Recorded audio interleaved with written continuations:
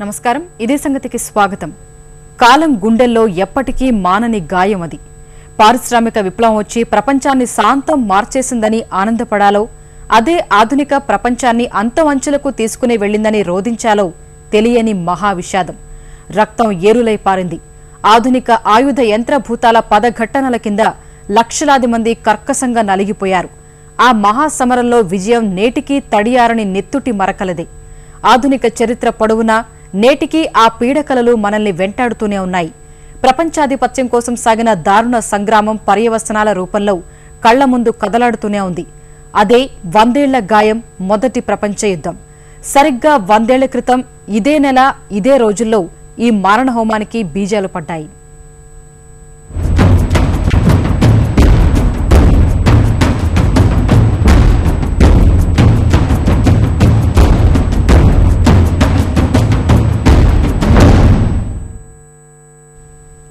చరిత్రనే రోదించేలా చేసిన పెను విషాదం ప్రపంచ పటంలో మరోసారి యుద్ధమనే మాటనే లేకుండా చేయడానికంటూ మొదలై ఆరని మంటలకు ఆజ్యం పోసిన భీకర సమరం 1-2 కాదు అధికారిక లెక్కల ప్రకారమే 90 లక్షల మంది బలైపోయారు రెట్టింపు సంఖ్యలో క్షతగాత్రులయ్యారు సామ్రాజ్యాలు కూలిపోయాయి కోట్లాది మంది బతుకులు చితికిపోయాయి ఆధిపత్యం విద్వేషాగ్నుల ప్రతాపం దేశాలకు దేశాల్నే మరుభూములుగా మార్చేశాయి 100 ఏళ్ల గాయం మొదటి ప్రపంచ యుద్ధాన్ని తలుచుకుంటేనే ఒళ్ళు గగురు పొడిచేలా చేసే పరిణామాలేవి రవి అస్తమించని సామ్రాజ్యం అంటూ ఒకరు ఆ రవికే సింధూరమవుతో అంటూ మరొకరు రక్తపు టేర్లు పారించారు భవిష్యత్తు తరాలకు మరువలేని మహా విషాదాన్ని మిగిల్చారు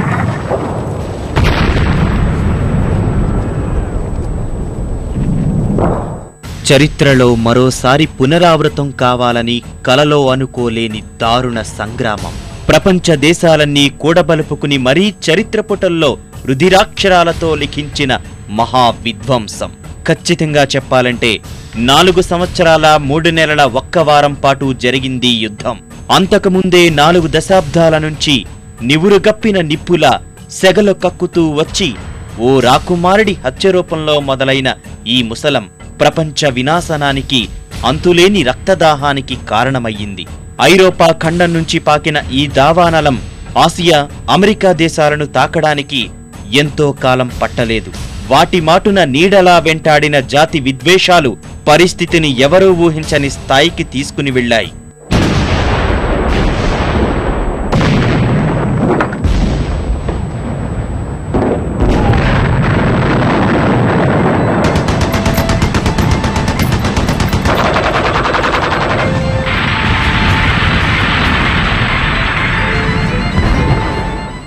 అధికారిక లెక్కల ప్రకారమే 90 లక్షల మంది ప్రాణాలు పోగొట్టుకున్నారు అంతకు మించి అంచనాల కందని రీతిలో క్షతగాత్రులయ్యారు దేశాలకు దేశాలు మరుభూములుగా మారాయి ప్రపంచ ఆర్థిక వ్యవస్థ మొత్తం కుప్పకూలిపోయింది అంతర్జాతీయ సమాజం మొత్తం మహామాంజంలో కూరుకుని పోవడానికి బాటలు పరుచుకున్నాయి సామ్రాజ్య కాంక్షతో ఒకరు పట్టు నిరూపించుకోవడానికి మరొకరు ఇలా కారణం ఎవరైనా జరిగింది మాత్రం దారుణ విధ్వంసం అదే మొదటి ప్రపంచ యుద్ధం రవి అస్తమించిన సామ్రాజ్యం పేరిట ఒకరు ఆ సూర్యుడి మీదే స్థానం అంటూ మరొకరు ప్రపంచాధిపత్యం కోసం చేసిన ఈ పోరాటంతో ప్రపంచమే ఓ అగ్నిగోళాన్ని తలపించింది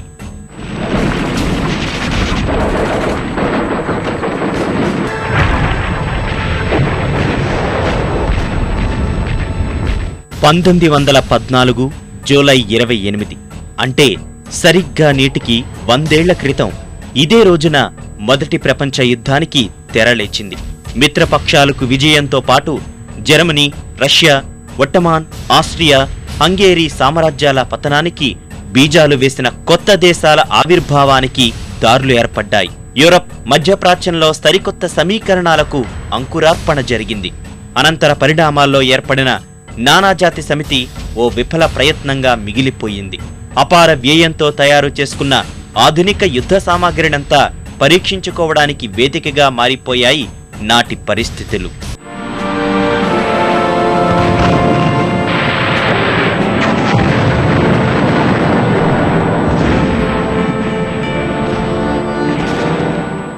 సరిగ్గా 100 ఏళ్ల నిండిన నాటి మొదటి ప్రపంచంలో జరిగిన బీభత్సం అంతా ఇంతా కాదు.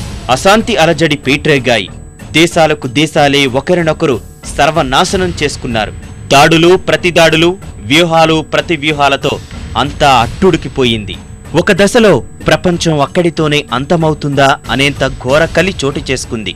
ఇంగ్లండ్, రష్యా, ఫ్రాన్స్, జపాన్ ఓవైపు, Germany, Austria, Hungary, Turkey, Italy మరోవైపు చేరి ప్రపంచ దేశాల దశాదిశలను మార్చి యుద్ధంలో భాగస్వాములయ్యారు.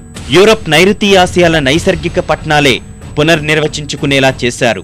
1914 జూలై 28న యూరప్లో ప్రారంభమై 1918 నవంబర్ 11న ముగిసిన ఈ యుద్ధం మొదట యూరప్కే పరిమితమైన తరువాతి కాలంలో అమెరికా, జపాన్ దేశాలు మిత్రపక్షాలకు జతకలవడంతో అది కాస్త ప్రపంచ యుద్ధంగా మారిపోయింది. అలా దాదాపు ప్రపంచ దేశాలు అన్నీ రెండుగా చీలి తమ కూటమిపై చేయి కోసం రేయింబవళ్లు బీభత్సాన్ని సృష్టించాయి. అత్యంత సంపన్న దేశాల మధ్య రగిలిన కాష్టం కావడంతో అప్పటికున్న అత్యాధునిక యుద్ధ విమానాలు, ఆయుధాలను ఇందులో ఉపయోగించారు. కనీ విని ఎరగని ధన, మాన, ప్రాణ నష్టాలను మిగిల్చారు.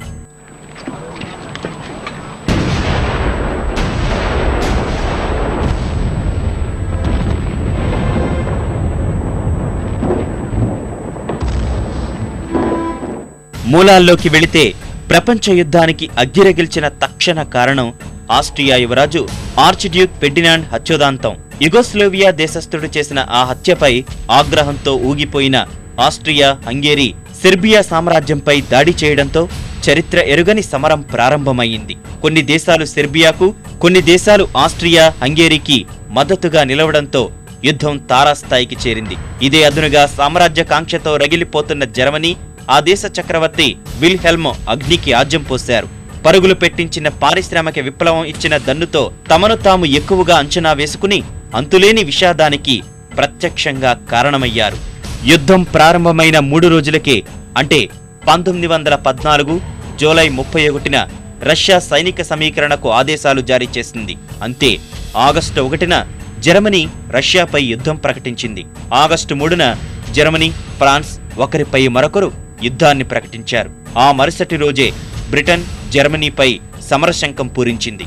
సెర్బియాకు మద్దతుగా మిత్రపక్షాల తీరుకు నిరసనగా బెల్జియంపై జర్మనీ చేసిన దాడి సమస్యను మొదట్లోనే పరిష్కరించడానికి ఆఖరి అవకాశాల్ని హరించివేసింది. ఫలితంగానే జర్మనీ దాని మిత్రదేశాలన్నింటికీ ఒకేసారి చెక్ పెట్టే లక్ష్యంతో వారిపై యుద్ధం ప్రకటించింది బ్రిటన్.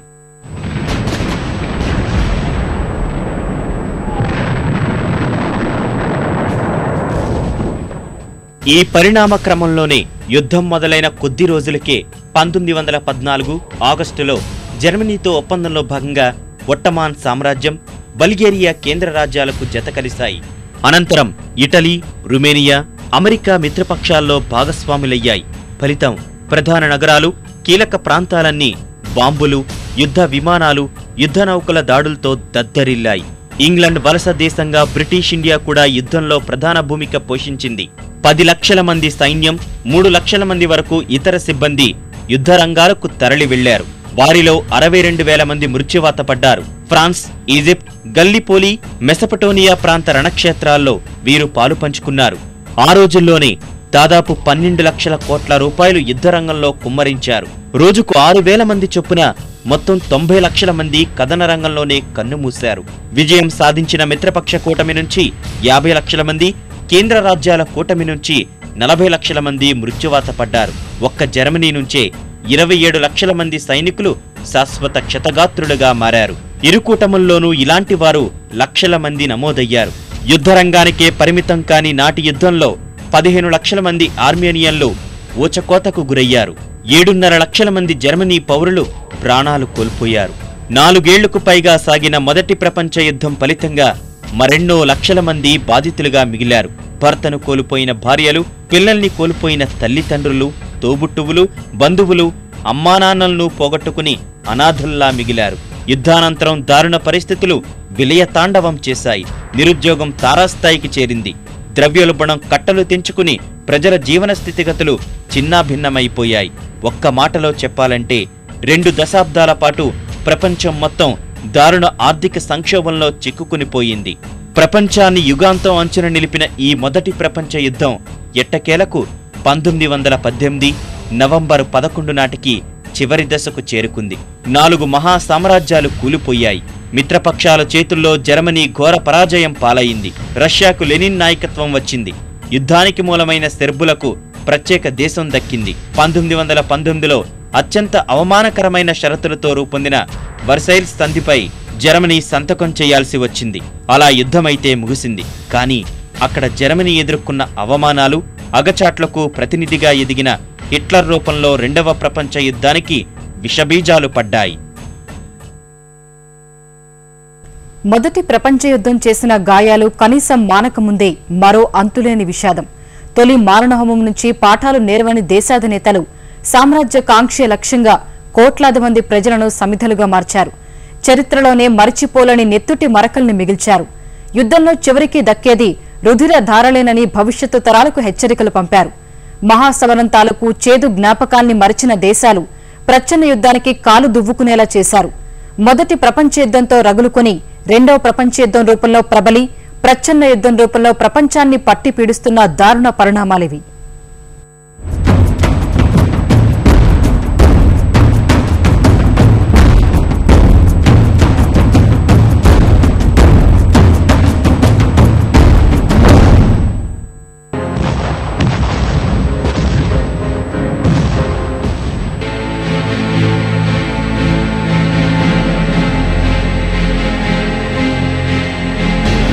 మొదటి ప్రపంచ సంగ్రామం మిగిల్చిన నెత్తొటి మరకలు చెరిగిపోకముందే మరో నరమేధం కోట్లాది మందిని బలి తీసుకుంది. దేశాల ఆధిపత్య దాహానికి చిన్నాభిన్నమైన ఆర్థిక వ్యవస్థ, రక్తసిక్తమైన దేశాలు యుద్ధకాంక్షకు ప్రతీకలుగా నిలిచాయి. 1939 నుంచి 1945 వరకు 2 దేశాల దురాక్రమణలతో మొదలై మారణహోమాన్ని సృష్టించింది.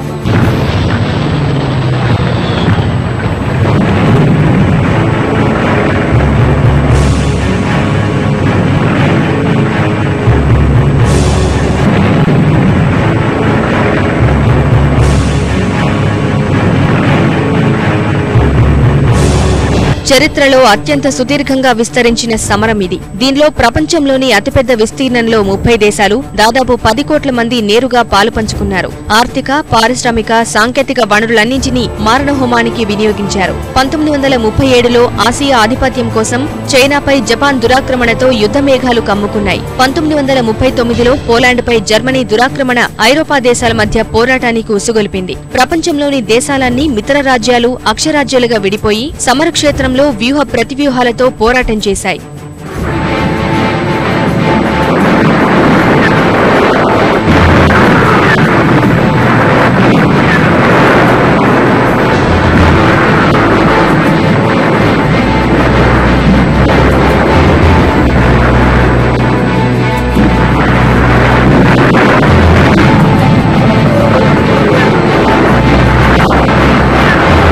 మొదటి ప్రపంచ యుద్ధం తర్వాత ప్రపంచ చరిత్రలో రక్తాక్షరాలతో లెక్కించిన 2వ ప్రపంచ యుద్ధం సంక్షిప్త పరిచయం ఇది.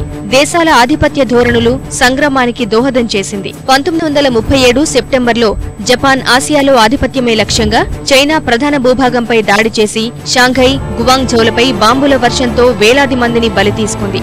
ఇదే సమయంలో ప్రపంచాన్ని జయించాలనే ఆకాంక్షతో హిట్లర్ నేతృత్వంలోని జర్మనీ, మున్సోలినీ నాయకత్వంలో ఇటలీ, ఐరోపా దేశాలు దండయాత్ర ప్రారంభించాయి. మరోవైపు సోవియట్ యూనియన్ ప్రభావాన్ని అడ్డుకోవడానికి ఇంగ్లాండ్, ఫ్రాన్స్, జర్మనీకి వంతపాడాయి. అయితే 1939 సెప్టెంబర్లో జర్మనీ, సోవియట్ యూనియన్ ఉమ్మడిగా పోలాండ్ను ఆక్రమించడంతో 2వ ప్రపంచ సంగ్రామానికి బీజం పడింది.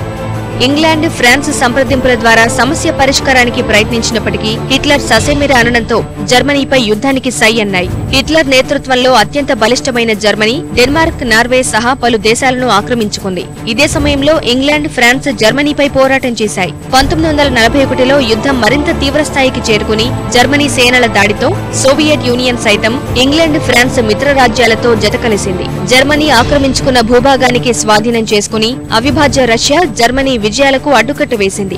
మరోవైపు ఆసియా దేశాల్ని వశం చేసుకునేందుకు పోరు చేస్తున్న జపాన్ విజయయాత్రను కొనసాగించింది. 1940లో చైనా ప్రధాన భూభాగం సహా ఫ్రాన్స్ ఆధీనంలోని ఇండో చైనా భూభాగాన్ని ఆక్రమించుకుంది. జపాన్ యుద్ధ సంస్కృతికి అడ్డుకట్ట వేసేందుకు అమెరికా, బ్రిటన్, నెదర్లాండ్ ఆంక్షలు విధించాయి. ఈ పరిమితులను ఎత్తివేసేందుకు దౌత్యపరమైన మార్గాలను అన్వేషిస్తూనే జపాన్ అమెరికాకు చెందిన నౌకాయుద్ధ కేంద్రం పెరల్ హార్బర్, బ్రిటన్ ఆగ్నేయాసియా భూభాగాలపై మెరుపుదాడులకు పాల్పడింది. పెరల్ హార్బర్ పై దాడి తర్వాత జర్మనీ కూడా అమెరికాపై దాడికి దిగింది. ఇలాంటి పరిస్థితుల్లో అమెరికా కూడా కథన రంగంలోకి దూకింది. అమెరికా చేరికతో అప్పటి వరకు ఆసియా, ఆఫ్రికా, ఐరోపాలలో విడివిడిగా జరుగుతున్న యుద్ధం అమెరికా ఖండానికి కూడా విస్తరించి రెండో ప్రపంచ యుద్ధంగా రూపాంతరం చెందింది.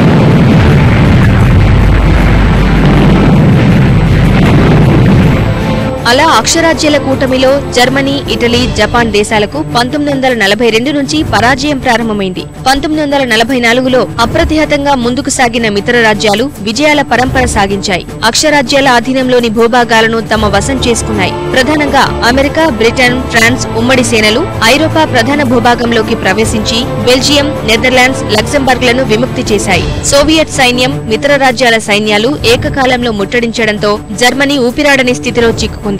రాజధాని నగరమైన బెర్లిన్ నగరాన్ని సోవియట్ సేనలు స్వాధీనం చేసుకోవడంతో హిట్లర్ ఆత్మహత్య చేసుకున్నాడు. జర్మనీ మిత్ర రాజ్యాలకు లొంగిపోయింది. చైనాలో జపాన్ దాడి కొనసాగిస్తుండగా అమెరికా టోక్యో సమీపంలో బలగాలు ఏర్పాటు చేసుకుని జపాన్ నౌకాదళానికి భారీ నష్టం కలిగించారు. అమెరికా, బ్రిటిష్ సేనలు జపాన్ ఆక్రమిత ప్రాంతాలను వశం చేసుకున్నాయి. సోవియట్ యూనియన్ సైతం జపాన్ ఆధీనంలోకి మంచూరియా, ఉత్తర కొరియా ప్రాంతాలపై దాడికి దిగి స్వాధీనం చేసుకుంది. అమెరికా జపాన్ ప్రధాన నగరాలైన హిరోషిమా, నాగసాకిలపై అణుబాంబులు ప్రయోగించడంతో జపాన్ లొంగిపోయింది. ఈ యుద్ధం మానవాళికి చెరిగిపోని చేదు జ్ఞాపకాలను అందించింది. 7,50,00,000 మంది ప్రాణాలను హరించినట్లు లెక్కలు చెబుతున్నాయి. మృతుల్లో 2 కోట్ల మంది మిలిటరీ అధికారులు సహా 4 కోట్ల మందికి పైగా సామాన్య పౌరులు ఉన్నారు. మృతుల్లో 85% మిత్ర రాజ్యాలకు చెందినవారే, 15% అక్షరాజ్యాలకు చెందినవారు. హిరోషిమా, నాగసాకిలపై అణుబాంబుల దాడైతే మారణహోమాన్ని సృష్టించింది. విస్ఫోటనం ప్రభావంతో హిరోషిమాలో 70,000 మంది, నాగసాకిలో 40,000 మంది సామాన్య పౌరులు ప్రాణాలు వదిలారు. 1945 చివరి నాటికి గాయాలు, రేడియో ధార్మికత సంబంధిత వ్యాధుల మరణాలతో ఈ సంఖ్య 1,50,000కు చేరుకుంది. 10 లక్షల కోట్ల అమెరికన్ డాలర్లకు పైగా ఆస్తి నష్టాలను మిగిల్చింది. రెండో ప్రపంచ సంగ్రామంతో ప్రపంచ దేశాలు శాంతి మార్గాన్ని అవలంబించేందుకు ప్రయత్నించాయి. మూడవ ప్రపంచ యుద్ధం సంభవించకుండా ఉండేందుకు 1945 అక్టోబర్ 24న ప్రపంచ దేశాల భాగస్వామ్యంతో ఐక్యరాజ్య సమితిని స్థాపించారు. అయితే రెండో ప్రపంచ సమరం మిగిల్చిన మారణహోమంతో యుద్ధక్షేత్రం వైపు వెళ్లేందుకు దేశాలకు కొంత వెనుకంజ వేస్తున్నా అంతర్జాతీయంగా ప్రచ్ఛన్న యుద్ధం మాత్రం నడుస్తోంది. అగ్రరాజ్యాలు తమ ఆధిపత్యం నిరూపించేందుకు అవసరమైన ప్రయత్నాలు కొనసాగిస్తూనే ఉన్నాయి. అమెరికా, ఐరోపా దేశాలు సాగిస్తున్న దురాక్రమణ యుద్ధాలు కొనసాగుతూనే ఉన్నాయి. సోవియట్ యూనియన్ పతనం తర్వాత ఈ ప్రచ్ఛన్న యుద్ధం కొంత స్తబ్దుగా మారినా గడిచిన కొన్నేళ్లుగా అది తిరిగి బలోపేతమవుతూ వస్తోంది. అమెరికా, రష్యా తెర వెనుక కుమ్ములాటలు ప్రపంచం దృష్టికి వస్తూనే ఉన్నాయి. వాటికి సమకాలీన ఉదాహరణలు సంక్షుభిత సిరియా నుంచి ఉక్రెయిన్ వరకు కనిపిస్తాయి. గాయాల గాజా రూపంలో వారి రక్త చరిత్రలను అందరి కళ్లకు కడుతూ ఉంటాయి. కూలిపోతున్న విమానాలు, అనుమానాస్పద స్థితిలో దేశాధ్యక్షుల మరణాలు కలవరపెడుతూ ఉంటాయి. అయినా ఎవరికి వారే అన్న రీతిలో వెనక్కి తగ్గకుండా వారాడుతున్న చెలగాటంలో ఇరాక్ నుంచి లిబియా వరకు ఎన్నో దేశాలు కొన్ని బలహీన క్షణాల్లో భస్మీపటలం అవుతున్నాయి. పాకిస్తాన్, ఆఫ్ఘనిస్తాన్ వంటి రాజ్యాల్లో రక్తపుటేర్లు పారుతున్నాయి. మధ్యప్రాచ్యంలో మంటల్లో సలసలా కాగుతోంది. వీరి చింతమంటలపై చాలి కాచుకుంటున్న కొన్ని అగ్రరాజ్యాలు మాత్రం నిశ్చింతగా కాలం వెళ్లదీస్తున్నాయి. కొట్టుకు చావడానికి కావలసిన ఆయుధాలు అందిస్తూ కాసులు కురిపించుకుంటున్నాయి.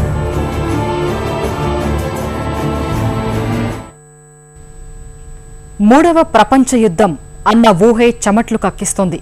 కారణం ప్రపంచాన్ని చుట్టుముట్టిన అణ్వాయుధ ఆధిపత్యమే. 8 ప్రధాన దేశాల్లోని అణ్వస్త్రాలు ఎప్పుడు ఎక్కడ ఏం జరుగుతుందో తెలియని పరిస్థితికి కారణమయ్యాయి. ఊహకు అందని సామర్థ్యంతో భూమిని నాశనం చేయగలిగే విస్ఫోటనాన్ని సృష్టించగలిగే అణ్వస్త్రాల్ని భూగర్భంలో దాచుంచాయి. వాటి విధ్వంస పరిధి హిరోషిమా, నాగసాకి కంటే కొన్ని వేల రెట్లు అధికం.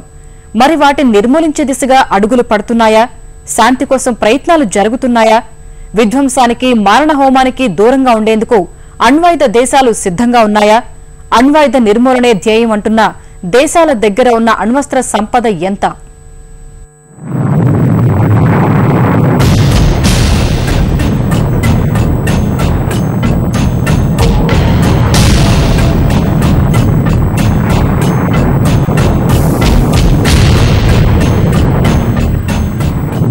మొదటి ప్రపంచ యుద్ధం చేసిన గాయాలు మానకముందే రెండవ ప్రపంచం సృష్టించిన భయానక దృశ్యాలివి.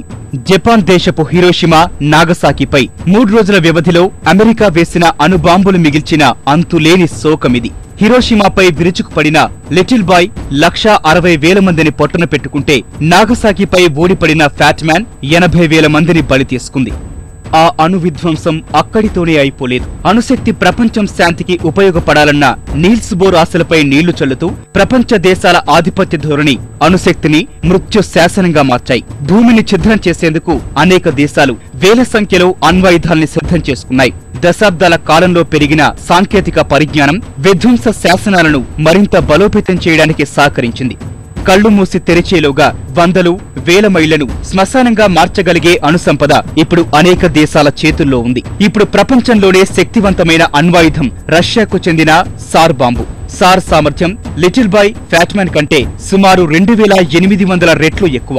అంటే జపాన్లో అణు విస్ఫోటనం సృష్టించిన మారణ హోమంతో పోల్చితే సార్ ఎంతటి మృత్యుకాండకు కారణం కాగలదో తెలుస్తోంది. క్షణాల్లో 50 కోట్లకు పైగా ప్రాణాలను హరించగల సామర్థ్యం సార్ది. ఒక్క సార్ పరిస్థితే ఇలా ఉంటే ప్రపంచవ్యాప్తంగా సార్ సామర్థ్యానికి కొంత తక్కువగా ఉన్న అణ్వస్త్రాల సంఖ్య 17,000కు పైనే ఉంది. ఇవే లెక్క తేలినవి మాత్రమే. బయటకు తెలియకుండా ఉంచిన అణ్వాయుధాలు మరెన్నో ఉన్నాయి. ఇవన్నీ కలిస్తే కళ్ల ముందు కదలాడే విధ్వంసం ఊహకైనా అందదు. ఎందుకంటే ఆ విధ్వంసాన్ని చూడటానికి ఏ ఒక్కరూ మిగలరు కనుక. వీటికి తోడు రసాయన ఆయుధాలు మానవాళిపై ఎక్కుపెట్టి ఉన్నాయి. విషవాయువుల్ని చిమ్మే ఈ ఆయుధాలు క్షణాల్లో విధ్వంసాన్ని సృష్టిస్తాయి. గతేడాది సిరియాపై జరిగిన రసాయన ఆయుధాల దాడి 1000కి పైగా చిన్నారుల్ని కబలించింది. ఇంతటి ఉపద్రవాన్ని కలగచేసే ఉత్పాతాల్ని అనేక దేశాలు సృష్టించుకున్నాయి. స్వీయ రక్షణ కోసం అణ్వాయుధాల్ని ఆశ్రయించిన దేశాలు కొన్నైతే ఆధిపత్య పైత్యంతో తమ బలాన్ని నిరూపించుకోవడానికి అణు వినాశకాల్ని సృష్టిస్తున్న దేశాలు మరికొన్ని. ఈ అణ్వాయుధ తయారీకి 1945లో మొదటి ప్రయోగంతో శంకుస్థాపన అమెరికా చేస్తే 1949లో అణ్వాయుధ ప్రయోగం చేసిన రష్యా అత్యధిక అణుసామర్థ్యం ఉన్న దేశంగా మొదటి స్థానంలో ఉంది. అభివృద్ధి చెందుతున్న దేశాల్లో భారత్, పాక్ అణ్వాయుధ సంపదలో ముందున్నాయి. ప్రపంచంలో మొత్తం 8 దేశాల్లో అణ్వాయుధాలు ఉండగా వాటి సామర్థ్యాలు ఇలా ఉన్నాయి.